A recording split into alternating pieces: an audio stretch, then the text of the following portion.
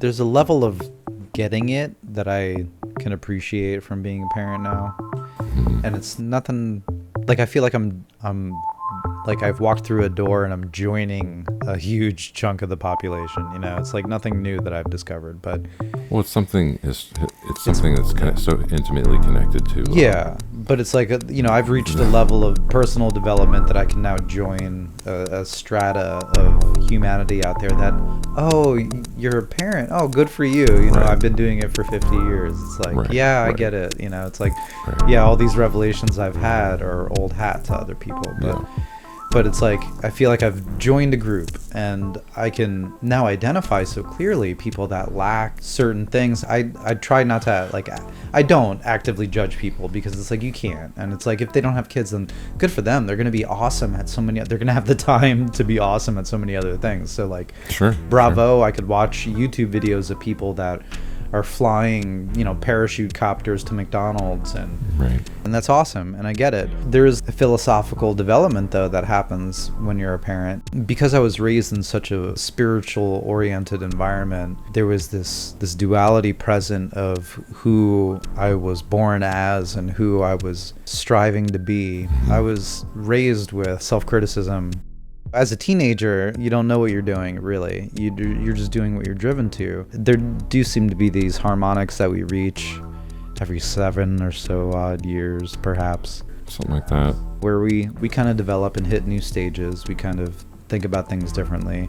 We reflect on what just happened, and most of our development comes from embarrassment. And I think that's really one of the biggest things, because the entire safe space argument is sheltering individuals from opportunities for development and for embarrassment. Yeah.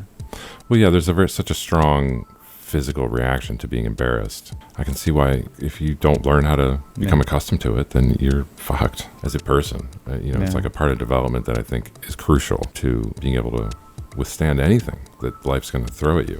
I think that's the irony, though, is that these moments of embarrassment are not only causing ourselves to reevaluate, but they're actually cueing us to how we should interact with our society, you know? Well, it's a balancing act. Right. There's a feedback, though, between the health of the culture and the health of the individual.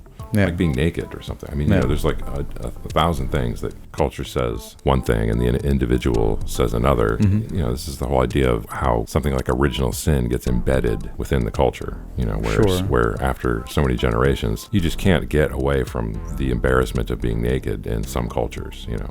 But really, you have to get over whatever you're getting over in order to operate within society. That's a wise approach. If you perpetuate these adolescent attitudes, then you do have issues with this ghost argument of this force attacking you. You know, I'm traumatized. I have neuroses now at a young age because of how society is treating me. These are all stories, again, that we tell ourselves. So it's interesting, you know, when we're in the womb, we'll flip. Yeah. And I sort of think of it like flipping before you exit the cocoon. The cultural aspect of whatever is happening in the universe around the individual is rotating around, and it's going to go through this void every once in a while, and without an input of, you know, something that's real and true and fills the void in whatever is lacking. If that is not inputted, then the system degrades. Your emotional state is kind of permanently linked with your mental state. It's a malfunction of the correct process of the exit from the cocoon, you know, the birthing of the mature being. Yeah, and if you were a magician, you would know that about people, and you'd understand how to lock them in, and that's a permanent state of adolescence is what that is, the moment right before the exit of the cocoon. Well, if you help cut it, then the fucking butterfly's retarded. Yeah, and you know, the system seems to want to actually build the ego up around it so that it's harder and harder to penetrate through, and eventually you don't even think of you need to penetrate anything. It's just that's everything around you is ego, and the only way out is a traumatic experience of the mind through psychedelics or whatever, ego death, which requires a trauma. I believe, you know, 10% of the population is always going to be driven. Try to talk about that, but the problem is always most people are not interested.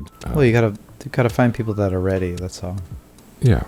I mean, in terms of my everyday experience, like it doesn't seem like most people are that interested. By the way, I think butterflies technically have chrysalis. Chrysalises. I think you're right. Chrysalici. Yeah. It's different. Cocoons are moths. Yeah.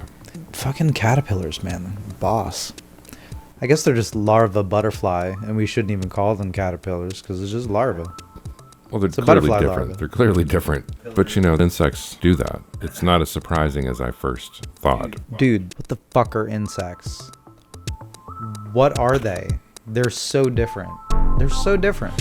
You know, think about mollusks for a minute. They have a skeleton on the outside of their body, and they're full of meat. They're highly evolved mollusks, more or less. There are intermediate forms. Chris, I think you're an intermediate form. I am. I mean, we all are in some way. You're transitioning.